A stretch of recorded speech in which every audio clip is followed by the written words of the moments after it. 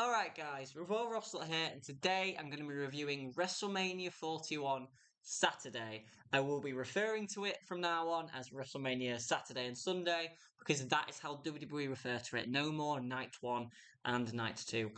Yes, WrestleMania 41 Saturday took place last night. This review will be going up a little later than usual, as I've been busy today. WrestleMania 42 Sunday, 41 Sunday is tonight. Literally in a few hours' time, like 4 hours' time here. So I bet the pre-show starts in like an hour or two. So yes, I watched the show last night. I experienced the show. I had some very obvious reactions. I'm a little bit behind the curve as far as reviewing the show, but I've managed to also rewatch some of the show in the car on our journey today. So I've watched like the first half of the show again, which has been quite nice to kind of recap some of the show.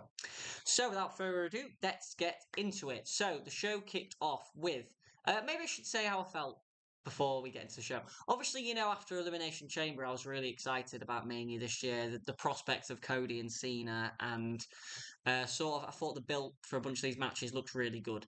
I'll talk about the build of the matches actually when we get to them. So WrestleMania 41 Saturday kicked off with Triple H coming out and welcoming us to WrestleMania. Of course, we had America the Beautiful, which must have been on the pre-show. And then we had the opening contest of WrestleMania for the World Heavyweight Championship as Jey Uso, the Royal Rumble winner, took on the Ring General Gunther. This feud has almost been built in two halves. The first half of this feud was built really bad. So the feud has been going on since January, realistically. And, well, the end, February, because the Royal Rumble was in February. But even before that, like, Jade had world title matches against Gunther and had lost them. But that first part of the feud, the build, was really bad. It was Jay beating people in 30 seconds like Grayson Waller and Austin Theory, and it was basically Gunther beating Jay up every week. However, in the last few weeks, we have had some really good build. We had the segment with Jimmy getting bludgeoned to death and getting destroyed by Gunther while Jay was zip tied to the ropes. Brilliant segment, cinema, as the fans nowadays call it. Notification, sorry, on Alexa. That was absolutely terrifying. Um, so we had that, and then we had last week's segment where Jay just solemnly, well, the week before, sorry, where Jay just spoke to Gunther, told him what was going to happen. Really good, probably the best promo of Jay's career. So the second half of this feud has been built really well. I love Gunther and I really like Jay, and I wanted them to have a super match because all the dislike Jay's been getting since winning the Rumble, man. I believe the Royal Rumble video with his victory is like the most disliked video on WWE's page or something like that. And it's just crazy. But anyway, Jay gets a really cool entrance. He gets people with yeet flags down the ramp. He starts all the way at the top of the stadium and walks down very slowly. It was like a 8-9 minute entrance. Gunther gets a fairly normal entrance, and then we get to the match. So they sort of square off at the beginning, stare each other out. Jay gets chopped really early on, but fights back with a chop of his own. Gunther controls Jay in the early period, kind of as you'd expect, until Jay hits a desperation spear out of the corner, out of nowhere.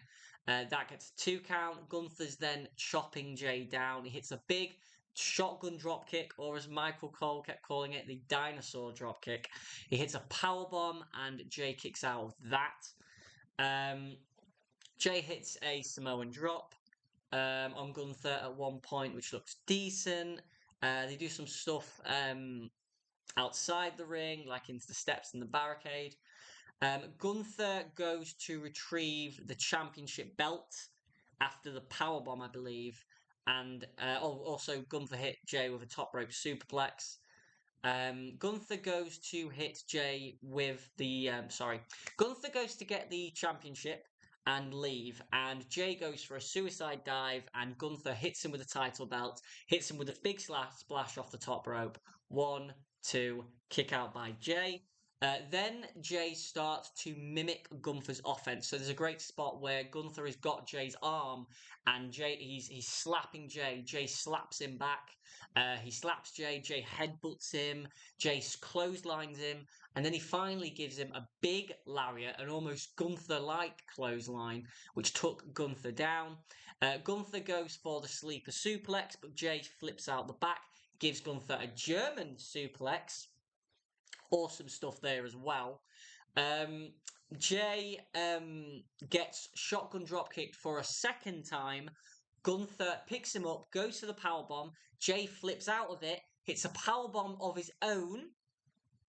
Then he super kicks Gunther, super kicks him for a second time, and then hits a splash, an Uso splash. Oh no, sorry. After the 2 super kicks, he hits a running spear. He gives Gunther a splash from one turnbuckle, from another turnbuckle, from another turnbuckle. Then he lets Gunther get to his feet, and he locks in the sleeper hold, pulls Gunther to the mat, wraps his legs around Gunther, and Gunther has no choice but to tap out. I actually called this finish, and I thought it would be a bloody brilliant finish. My other finish was Jay hitting the Rikishi driver. Like, I thought that would have been marvellous if he'd won the title with the Rikishi driver, you know, the guy who never won a world title. But yeah, Jey Uso beats Gunther, makes him tap out, only the second person to make Gunther tap out, and with his own move. Again, just like Ilya Dragunov did. Gunther's world title reign ends at WrestleMania. His 253-day reign. Gunther has literally held belts for 90% of his WWE career. Jay wins the belt. Brilliant, awesome celebration. Yeeting everywhere. The crowd was super into this. The crowd were all behind Jay. All you could hear was yeet. Every time there was standoff and strikes off, it was yeet, boo. And great moment for Jay. Absolutely loved this. The match, 4 stars. I thought it was a great match. It is not the best Gunther match he's had. It's not the best Gunther match he's had at Mania. But it is still a great match, and they both played a really. I'm very happy that Jay got a great match here, because if he'd bombed and it had not been a great match and there'd been some botches, people would have remembered it. But people will only remember, hopefully, that they had a great match, a 4-star match in my eyes, and Jay won the belt. Crowd went crazy for it. Celebrated on the announce table. Pat McAfee's yeeting. Jimmy gets in the ring and they hug, and Jay drops the belt and they hug, and then he bestows him with a belt and he holds Jay's arm up. This was a brilliant moment. Best way WrestleMania could have kicked off. 4 stars. Great, great moment. Second match on the show, and we have the New Day against the War Raiders for the World Tag Team Championships. This match is a bit weird. Like, it doesn't really feel like WrestleMania caliber, which I'll be talking about a lot in the next while. And it could have been a Raw match, realistically, but it's on the show. I'm happy it's on the show. It's the first singles match for the War Raiders, technically at WrestleMania. They were part of the WrestleMania Showcase match a few years ago, but this is their first kind of like single tag match, because you don't get a lot of single tag matches at Mania, to be fair. And I thought this was a pretty good matchup. Basically, New Day went after them at the bell, or I should also say, right now. So New Day's heel turn, to me, I think they have executed it very well. And the two of them, Woods and Kofi, have been brilliant. I personally just think the term is really stupid. And it's just not believable. Like, it's not believable that these two guys would turn on Big E. And because we as fans have both kayfabe and real life, so we understand how big friends these guys are. So the heel turn, I actually think they've executed really well. To me, it's just not very believable. I can't suspend my disbelief enough. The match, though, I thought was pretty good. New Day went after Eric and Ivar at the bell. By the way, Eric and Ivar came out as Clash of Clans characters. They went after Eric and Ivar at the bell. I should probably open my can of Iron Brew. By the way, guys, Iron Brew today. delicious. They went after Eric and Ivar at the bell. Eventually, Eric and Ivar would kill kill Woods and Kofi on the outside with like an assisted power slam. Hansen, which is Ivar, I still just want to call them Hansen and Rowe. Like it's so. How many years have there been Eric and Ivar? 5. Hansen, which is Ivar, get that in mind, did a crossbody to the pair of them into like the apron, which was pretty cool. They got him in the ring. They sort of worked over They sort of worked over Woods. Um, and then the New Day eventually took over, and they were working on Eric and Ivar. Like, it's a fairly decent tag match. Like at one point, Ivar hit a moonsault on Kofi, which Woods broke up with his springboard elbow drop, which was cool. Eric hit the full Nelson backbreaker with like the knee into the back thing, and then he hit a big knee on Xavier Woods and just killed him. They went for Thor's hammer at one point. That was broken up. They then went for the assisted full Nelson clothesline thing. Ivar got tripped on the ropes. They got rid of, and this was also after Woods had hit an honor roll at one point too. They got rid of Eric. They hit the daylight, which is the assisted foot stomp thing, on Ivar, and they pinned him 1, 2, 3. Woods and Kofi win. The New Day, sorry, win the tag titles. 3.25 stars. I thought it was a pretty good match. Just not really, didn't really need to be on the WrestleMania show. It was only 9 minutes, so they actually did pretty well with the time they got, to be fair to them. And after this, after that matchup, there was a Clash of Clans advert. Apparently, WWE are going into Clash of Clans. No wonder they were dressed as Clans characters. Third match on the show, we had Jade Cargill against Naomi. This is also a feud that's been built fairly well, but it just doesn't feel like a Mania match. However, they were given 9 minutes. Naomi got new heel music that was pretty shit. She came out with a new look, which is kind of cool. And Jade came out, and again, just like Mania last year, I thought her look wasn't great. I preferred her look at Elimination Chamber. Thought she looked great. But the women had to have a match. And to be frank, I was not looking forward to Jade and Naomi. I did not think it'd be great. The match they had, though, exceeded my expectations. I thought it was good. And they worked really hard. Naomi did some really cool moves. So she did a apron assisted X Factor on the outside, and then she hit a blockbuster on Jade. Jade would eventually get back in the ring, and Naomi would go for a blockbuster in the ring, but Jade would catch her and give her a jackhammer, which was probably the best spot of the match, honestly. She would catch her again later on and hit a military press slam. Naomi at one point hit the split-legged moonsault for a near fall. She locked in the Rings of Saturn after countering a Jaded at one point, which was also a really, really good sort of sequence. They had some good sequences in this matchup, and they both did some very cool moves. And the finish was also probably the best part of the matchup. Jade had Naomi in an electric chair, and she essentially threw her in the air, turned around, and powerbombed her. She went for the cover, which the referee didn't count for some reason, and instead she just picked her up, hit Jaded.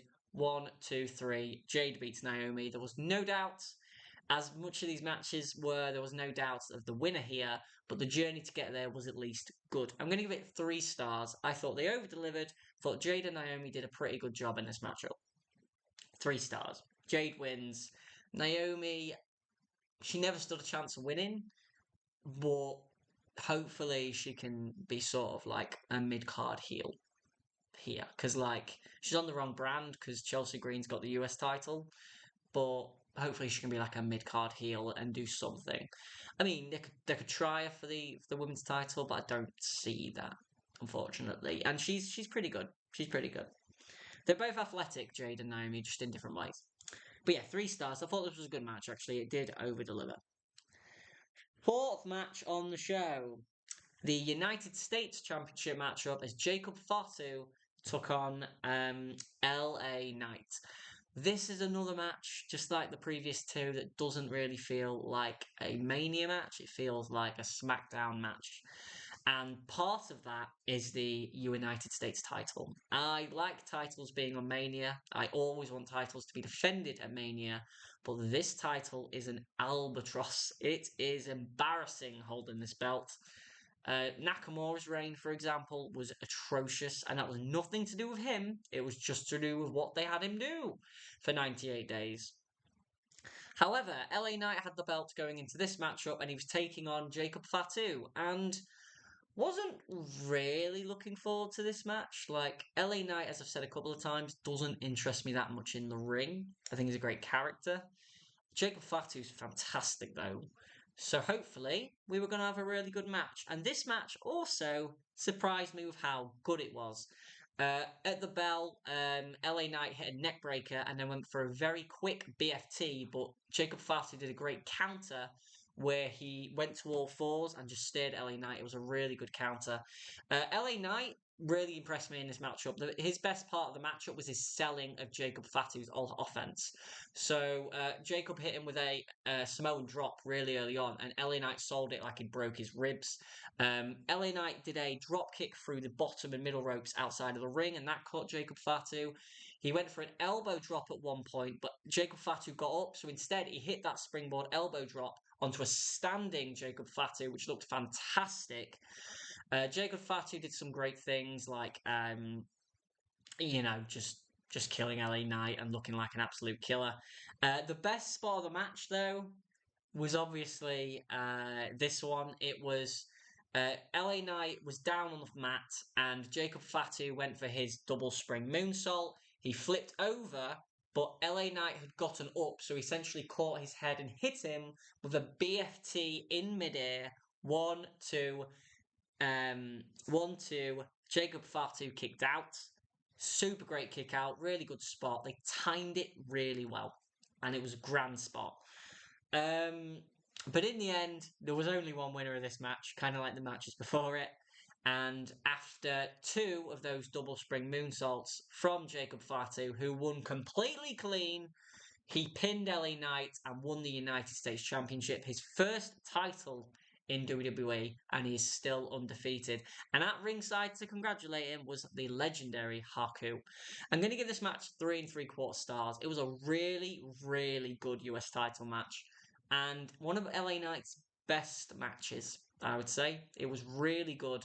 I thought that Jacob Fatu looked terrific, and I thought LA Knight did a really good job of just selling the dominant offense of Jacob Fatu. So I'm going to give it 3 3/4 stars. Really good match, and I'm happy that. Here's the thing. So this US title is an albatross, as I've said. It is shit. Like, you don't want it. Give it to Jacob Fatu. Have him just defend it against a bunch of heels all the time. Week to week to week to week. Have a baby face or a heel come up, challenge him. Have Carmelo Hayes, Andrade. Have him have great matches with these guys. Build that belt up. And then eventually, when somebody beats him, just like Gunther, it'll mean something. Even like tag team guys, like your Kit Wilsons and your Elton Princes, just have them challenge him too and get beaten in quicker time, because it'll do something for them. It'll give them something to do. 3 3/4 stars though. It's a predictable finish, but sometimes the finishes need to be predictable. Fifth match on the show. And we still feel like these are Raw matches. El Grande Americano, or should we call him Chad Gable, against Rey Fenix. So this obviously would have been... also, fun little fact about the Jacob Fatu match. It lasted 10 minutes 53 seconds, which is exactly how long the Sheamus Matt Riddle match at WrestleMania 37 for the US title lasted. Fun little fact. That's at least what I've got it down here. Next match on the show, El Grande Americano, Chad Gable against Rey Fenix. So obviously this was initially going to be Rey Mysterio, but he got injured on SmackDown, which begs the question, why did they chance putting him on SmackDown? I guess they were all on SmackDown, weren't they? Because they've got to fill out that Battle Royal, which Carmelo Hayes won, which is great. So this matchup didn't feel like a Mania match, obviously, and they only got 8 minutes. But in the 8 minutes they had, they tried really hard. Chad Gable is a great wrestler, and Rey Fenix is fucking great. So Rey Fenix did all of his great lucha things. A head scissor at the bell nearly pinned Gable. Springboard head scissors, topes, all that sort of good stuff. But in the end, rather surprisingly, there was only one winner, and that was El Grande Americano. He put, at one point, when the referee was distracted, he put the metal plate into his mask. And when Ray Phoenix went for the rope walk kick, he kicked Chad in the face but injured his leg. And at that point, Chad was locking in the ankle lock, and Phoenix did escape it initially. And this was also after El Grande Americano had hit some Germans as well. Very Chad Gable-like offense. He also hit a great belly-to-belly overhead throw and just tossed poor Ray Phoenix into the turnbuckles. So that was great. And then after the ankle lock, Ray Phoenix countered out of it, went for a springboard, got headbutted by El Grande Americano, who then went up top. And oh, by the way, at one point, also the best spot of the matchup, Gable, El Grande Americano, hit a moonsault 450 splash. And it was like, what is that? It looked crazy, and he hit it perfectly. It was absolutely brilliant. But no, the finish came. El Grande Americano headbutted Ray Phoenix out of midair and then went up top, hit the diving headbutt, and pinned Ray Phoenix. Kind of sour on this finish. If it had been Ray, it would have been fine. And I assume this was basically the same match that Ray would have had. But in this sort of context, not a fan, because Ray Phoenix has only just debuted and he shouldn't really be losing at Mania in this sort of way. So, not a big fan of the finish. The matchup overall, I'll give 3 stars. Like, it was better wrestled than Jade and Naomi, obviously, but like the finish soured me just because Phoenix really shouldn't be losing here. He's only just debuted. 3 stars. It is wrestled better than that. Like, it is maybe unfair me giving it that, but 3 stars. It was still a pretty good little matchup. Penultimate match on the show. We had the Hall of Famers out, I believe, after that too. Penultimate match on the show, we had the WWE Women's Championship match as Tiffany Stratton defended against the Queen Charlotte Flair. So, Charlotte won the Rumble in February even, and this feud has been pretty much on since then. And it's been a rough feud to watch. Like, their segments have been the actual brawling segments have been pretty good, I think. But the promo segments have been kind of hard to watch. These women very clearly have an issue with each other, and they've been hard to watch. Like the digs are getting very personal. And I needed them to have a great match here, kind of like Jay and Gunther, but for a different reason. I needed them to have a great match here to prove how good Tiffany Stratton is, for one, but also that they can be professional. And thank goodness, in my eyes, some people think this match was a bit rough, and I'll talk about that. In my eyes, they did have a great match. Now, there were parts of it that were rough, and there was timing where a couple of them were a bit off. Tiffany was a bit off, Charlotte was a bit off for a couple of bits, and a couple of things didn't look perfect, but not everything is going to. But overall, I thought they had a really good match. Tiffany and Charlotte. Tiffany did the backspring elbows into the corner twice. Charlotte did the moonsault to the outside and did her strong bits. She did her super. Oh yeah, she did. She does all the great sort of stuff, and eventually it built to. There was a great spot where Tiffany went for the cartwheel Alabama slam, and Charlotte countered it, hoisted her up, and hit a great sit-out powerbomb. And eventually they started working over each other's knees. Tiffany's chop blocking Charlotte's knee, really working on Charlotte's knee, and then eventually Charlotte starts working on Tiffy's leg too. And she's wrapping it around the ring post, locking her in the figure 4, which Tiffany eventually escapes because they're just slapping each other, and that's how they break it. There were some good sections in this where they're just slapping each other, and it looked, kind of real, but like kind of good too. And, there was an unbelievable spot where Charlotte did a top rope natural selection, but not how you would expect it. Like, she did it where she basically just leaped and did a bulldog over Tiffany's shoulder, and that was basically a top rope natural selection. That got a near fall. At one point earlier in the matchup, she actually went for natural selection, and Tiffany countered it by rolling through. Or she countered it by like ducking her head down, so she ducked it. It was a really clever sort of way to counter that move. But the finish came when Charlotte got posted earlier in the matchup, and then a bit later she went for a spear. She also, by the way, got a near fall off a super kick and a big boot. But the finish came when Charlotte went for a spear into the turnbuckle, hit her head on the middle ropes. Tiffany picked her up, Alabama slammed her into the corner, which she kind of hit it, but not really. And then she went up top, hit the prettiest moonsault ever, and pinned Charlotte. Thank goodness Tiffany didn't lose here. If Tiffany had lost here, it would have really felt like when Rhea lost to Charlotte. Like, they chose to challenge Charlotte, and then they lost. Tiffany chose to challenge Charlotte, she made it personal, and then she beat her. Thank goodness. Tiffany, one of the best matches of her career, I would say. It was not in the upper echelon of women's matches at Mania. You know, in the last few years, we've been spoiled because we had Sasha and Bianca at WrestleMania 41. And, you know, we had Bianca and Becky at WrestleMania 38. Sorry, 37. We had Becky and Bianca at WrestleMania 38. We had Rhea and Charlotte at WrestleMania 39. We had Bianca and Asuka at WrestleMania 39. And then last year, we had Io Sky and Bayley. And we had Rhea and Becky Lynch even. So we've had a really high caliber women's matches at the last few Manias. This wasn't as good as any of those, but it was still great. It was maybe wrestled better than the opener, but I maybe enjoyed the opener more because the crowd were really into it. Which the crowd, by the way, after the first match, died. They were not into the tag match, not into Jade and Naomi. They were into Jacob Fatu and LA Knight at the end when they were doing the really cool things, like LA Knight did a top rope German suplex to Jacob Fatu, and that got a pop, as did the BFT counter. And they were not really into the Gable Ray Phoenix match either. They were into this though.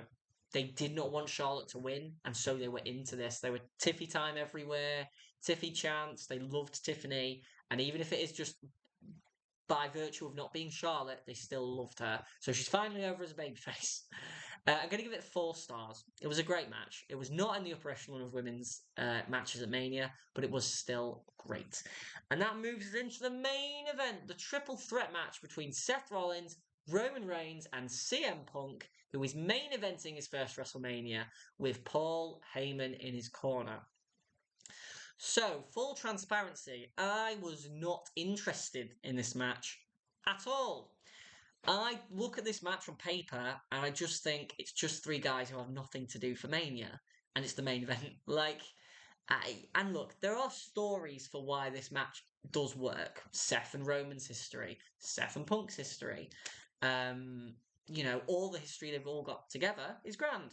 And I wasn't looking forward to it because there's also nothing on the line. Like, I wish Jane Gunther had been the main event because it's a world title match. You win the Rumble, you should main event. Charlotte was the same thing. They were both on the same night. Neither of them main evented. However, even though I wasn't looking forward to it, I knew it would be great because these are all great workers. And this was an excellent WrestleMania main event built on drama, suspense, and most importantly, kicking out of moves.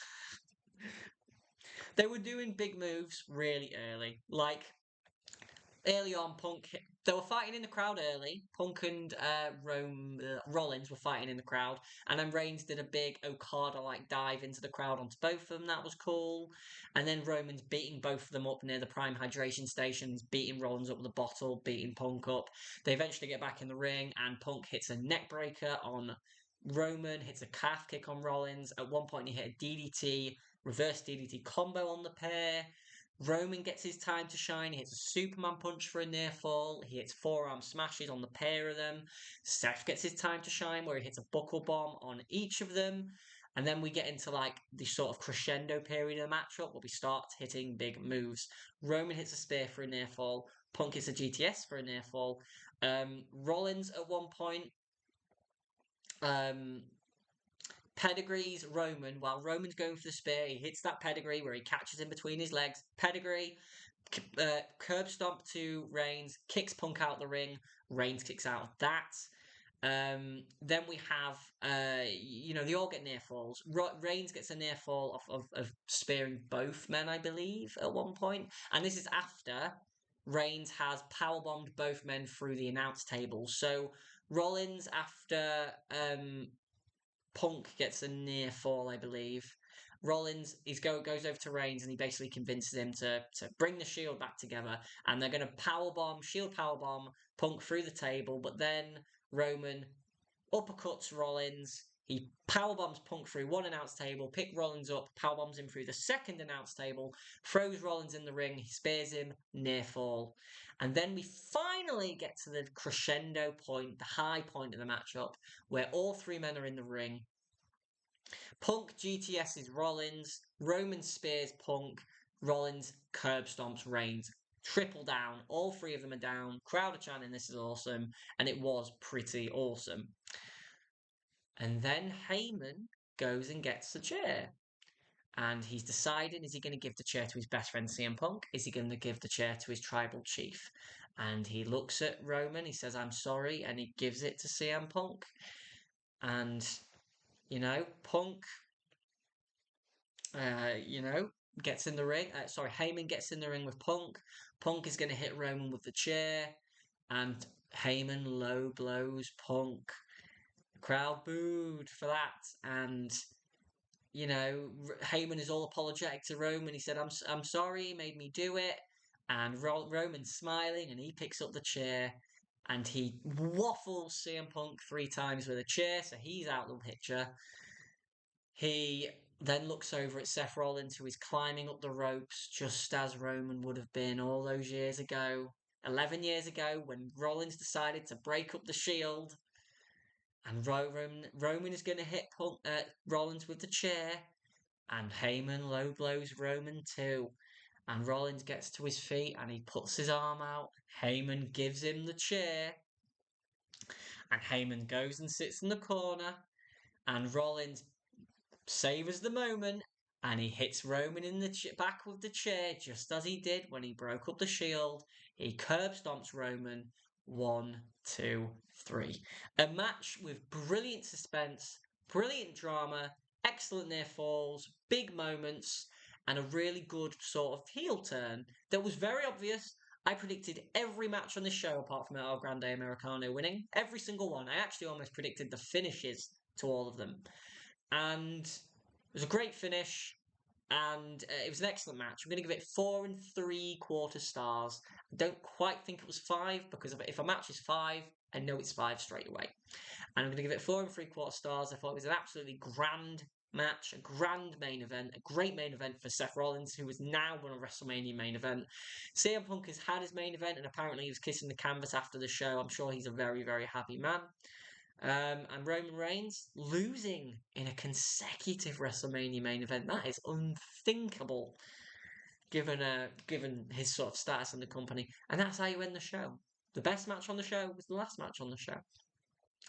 So in recapping the show, all the matches are either good to great or to super, like the main event. But there is this sort of nagging feeling in the middle of the show that this is like a bunch of Raw SmackDown matches, and that was not helped by the crowd. I would say this was the worst WrestleMania crowd I've experienced as a fan. They were bad. They did not care about the tag title match. They did not care about Jade and Naomi. They cared about the end of Jacob Fatu and LA Knight. They cared about, not really, Rey Fenix and El Grande Americano. They cared about Tiffany and the main event. And they cared about the opener. So they just weren't into anything. And obviously they've been in the stadium a long time at that point, the 3-hour pre-show or whatever. But just wasn't really good enough. And that is why I'm going to give the show overall a 7. Match quality wise, it's probably better than a 7. It's probably like a 7.5 or an 8.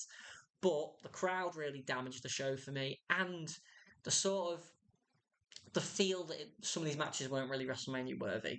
Now, tonight's show does not have that problem. I think most of the matches on tonight's show, barring the women's tag title match, look like Mania matches. So, fingers crossed, tonight's show can be grand too. Could this be the first year where night 2 is going to be better than night 1? Guess we shall see. But anyway, guys, thanks for watching. So I'm going to 7 out of 10, guys, anyway, for WrestleMania. 41 Saturday. So thanks for watching, guys. This has been Raw Wrestler. Like, comment, subscribe for more. Tell me your thoughts. What did you think to WrestleMania 41 Saturday? What do you think to our new World Heavyweight Champion Jey Uso? What do you think to the main event? It's not the best triple threat main event to me ever. That is still Benoit, Triple H, and HBK. What did you think to Tiffany Stratton retaining the title against Charlotte? What did you think to the middle portion of the show? Jacob Fatu winning the US title, the New Day winning tag titles, and then El Grande Americano and Jade Cargill winning. I guess that's it, guys. Thanks for watching. This has been Raw Wrestler. Like, comment, and subscribe for more. I will see you tomorrow.